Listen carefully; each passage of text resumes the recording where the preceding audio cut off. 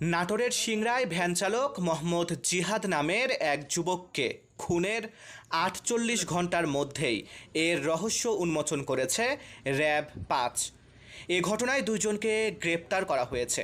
তাদের দেওয়া তথ্যের ভিত্তিতে উদ্ধার করা হয়েছে হত্যাকাণ্ডের বিভিন্ন আলামত এবং ছিনতাই হওয়া ভ্যান। র‍্যাবের হাতে গ্রেপ্তারকৃত দুইজন হল নাটোরের সিংড়া উপজেলার চৌগ্রাম ইউনিয়নের বড়িয়া গ্রামের মোহাম্মদ সাগর প্রামাণিক এবং সুলতান প্রামাণিক। তারা দুইজন বন্ধু। খুন হওয়া জিহাদও তাদের বন্ধু ছিলেন। শনিবার ২রা আগস্ট বেলা 11:30টায় রাজশাহীতে র‍্যাব-৫ সদর দপ্তরে আয়োজিত সংবাদ সম্মেলনে এ নৃশংস হত্যাকাণ্ডের বিস্তারিত তুলে ধরেন র‍্যাব-৫ এর অধিনায়ক লেফটেন্যান্ট কর্নেল মোহাম্মদ মাসুদ পারভেজ। তিনি জানান, গত বুধবার নিহত জিহাদ হত্যাকারী দুইজনের পূর্ব পরিচিত ছিল। খুন হওয়া ব্যক্তি মূলত একজন ভ্যান চালক। তার এই ভ্যানকে নিয়ে যাওয়ার জন্যই হত্যাকাণ্ড সংঘটিত হয়। তারা যেহেতু পূর্ব পরিচিত ছিল, গত বুধবার দিন সিংড়া বাজারে তারা একসাথে আড্ডা দেয়।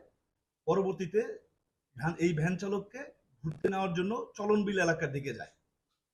হত্যাকারী দুজন তাকে পরবর্তীতে জবানবন্দিমূলক স্বীকারোক্তি দিয়েছে আমাদের কাছে।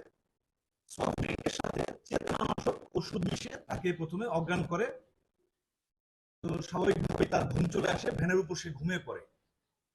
পরবর্তীতে তারা ভ্যানের টিউব দিয়ে গলা পেঁচিয়ে তাকে হত্যা করে রাস্তার পাশে বন্যার পানিতে ফেলে যায় এবং ভ্যান নিয়ে যায়।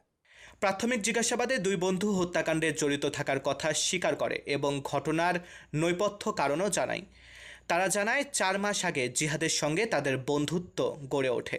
এরপর থেকে তারা প্রায় একসঙ্গে ঘোরাঘুরি ও মাদক সেবনে জড়িয়ে পড়ে।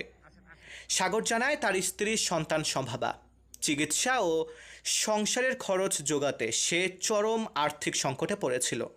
সুলতানও দীর্ঘদিন ধরে বেকার ও দুশ্চিন্তাগ্রস্ত ছিল। এই পরিস্থিতিতে তারা সহজ সরল বন্ধু জিহাদের ব্যাটারি চালিত ভ্যান ছিনিয়ে নিতে পরিকল্পনা করে এবং নির্মমভাবে তাকে হত্যা করে। মারুফ হাসান বিশাল, উত্তরা প্রতিদিন।